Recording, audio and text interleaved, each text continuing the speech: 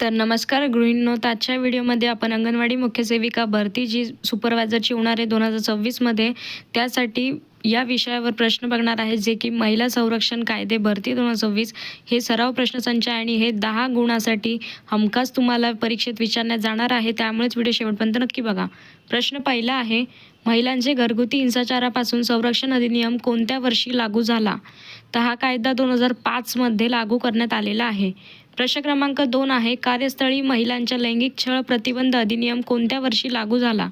2013मध्ये हा कायदा, म्हणजे की जर कोणतीही महिला नोकरीच्या ठिकाणी जिथे काम करत असेल तर तिच्यावर लैंगिक छळ झाला तर त्याला 2013 हा अधिनियम कायदा लागू करण्यात आलेला आहे.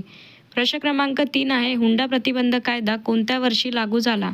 1961मध्ये हुंडा प्रतिबंधक कायदा लागू करण्यात आलेला आहे. जर एखाद्या महिलेच्या विवाहाच्या टाईमला जर तिच्या घरच्यांकडनं हुंड्याची मागणी केली तर 1961मध्ये हा कायदा लागू करण्यात आलेला आहे. तर त्यांना या प्रसंगी शिक्षासुद्धा होते.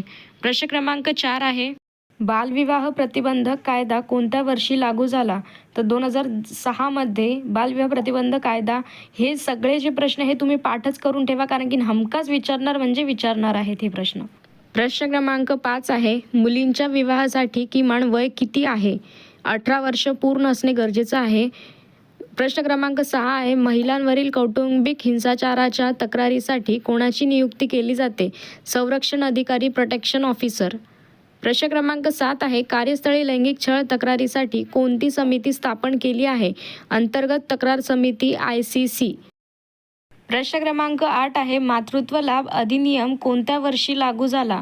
तर 1961 या वर्षी मातृत्व अधिनियम कायदा लागू करण्यात आलेला आहे. प्रश्न क्रमांक 9 आहे, मातृत्व लाभ दुरुस्ती अधिनियम 2017 नुसार प्रसूती रजा किती आहे? तर 26 आठवडे. मूळ 1961च्या कायद्यात 12 आठवडे रजा होती, पण इथे आता बरोबर उत्तर हे 26 आठवडे देण्यात येत आहे. प्रश्न क्रमांक 11 आहे, ITPAचे पूर्ण नाव काय आहे? तर इमॉरल ट्रॅफिक प्रिव्हेन्शन ॲक्ट हा ITPAचा फुल फॉर्म आहे. फुल फॉर्मवर आपण वेगळा व्हिडिओ बनवलेला आहे, एकदा जाऊन चेक करा, चॅनलवर अपलोडेड आहे. प्रश्न क्रमांक 12 आहे, राष्ट्रीय महिला आयोगाची स्थापना कोणत्या वर्षी झाली? 1992मध्ये राष्ट्रीय महिला आयोगाची स्थापना झालेली आहे. मी तुम्हाला वारंवार सांगत आहे की हे तुम्ही लक्षात ठेवू नका, तर पाठच करून घ्या. हे सगळे कायद्यांचे आणि कोणत्या वर्षी झालेले हे हमखास विचारणार आहेत. प्रश्न क्रमांक 13 आहे, राष्ट्रीय महिला आयोग कोणत्या अधिनियमांतर्गत स्थापन झाला? तर राष्ट्रीय महिला आयोग अधिनियम 1990च्या अंतर्गत स्थापन झालेला आहे. प्रश्न क्रमांक 14 आहे, भारतीय राज्यघटनेतील कोणते कलम स्त्री पुरुष समानतेची हमी देते? तर कलम 14 हे स्त्री पुरुष समानतेची हमी देते इक्वॅलिटीमध्ये. प्रश्न क्रमांक 15 आहे, महिलांसाठी समान कामास समान वेतनाची संकल्पना कोणत्या तत्वाशी संबंधित आहे? तर समानतेचे तत्व. प्रश्न क्रमांक 16 आहे, कार्यस्थळी लैंगिक छळ प्रतिबंधासाठी विशाखा मार्गदर्शक तत्त्वे कोणत्या प्रकरणातून आली? तर विशाखा प्रकरण या अंतर्गत. प्रश्न क्रमांक 17 आहे, कौटुंबिक हिंसाचार कायद्याअंतर्गत पीडित महिला कोणत्या न्यायालयात दाद मागू शकते?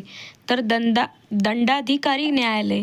जर कोणत्याही महिलेला घरापासून जर काही त्रास होत असेल, मारहाणी होत असेल, तर तिला पीडित जी महिला आहे तर तिला न्यायालयात दाद मागण्यासाठी ती दंडाधिकारी न्यायालयात अर्ज करू शकते, दाखली करू शकते. प्रश्न क्रमांक 18 आहे, महिलांसाठी आपत्कालीन हेल्पलाईन क्रमांक कोणता आहे? 1091 हा महिलांसाठी आपत्कालीन नंबर आहे, हेल्पलाईन नंबर. प्रश्न क्रमांक 19 आहे, बेटी बचाओ बेटी पढाओ अभियानाची सुरुवात कोणत्या वर्षी झाली? तर 2015मध्ये या बेटी बचाओ बेटी पढाओ या अभियानाची सुरुवात झालेली आहे. आणि हा अतिशय घोषवाक्य हे खूप महत्त्वाचं आहे आणि खूप जुनंसुद्धा आहे आणि याच्या अंतर्गत कित्येक मुलींचे, लहान बालिकेंचे जीव वाचलेले आहेत. त्याच्यासाठी सरकार त्यांना काही पैसे देते, म्हणजे घरच्यांनी ते लैंगिक चेंज म्हणजे नाही का, लिंग बदलू नये, लिंग म्हणजे नाही का की चेक करू नये, हे या अंतर्गत. प्रश्न क्रमांक 20 आहे, महिलांच्या मानवी तस्करीला प्रतिबंध करणारा प्रमुख कायदा कोणता आहे? Immoral traffic prevention act 1956 ITPA हा आपला मागच प्रश्न आपण बघितलेला आहे. शॉर्ट फॉर्ममध्ये मी हे सर्व शॉर्ट फॉर्म घेतलेले आहे, चॅनलला तो ऑलरेडी अपलोडेड आहे व्हिडिओ. तर आजच्या व्हिडिओमध्ये तुम्हाला जर काहीतरी म्हणजे क्वेश्चनचा फायदा झालेला असेल तर मला कॉमेंटमध्ये नक्की कळवा आणि तुम्हाला आणखी कोणत्या व्हिडिओवर टॉपिकवर कोणत्या टॉपिकवर जर तुम्हाला अजून कोणत्या विषयावर व्हिडिओ पाहिजे असेल तर मला तेही कमेंटमध्ये कळवा. मी नक्कीच त्याच्यावर व्हिडिओ लवकरात लवकर बनवेल, कारण की ही महिलांसाठी अतिशय सुवर्ण संधी आहे 2026 सुपरवायझर या पदासाठी.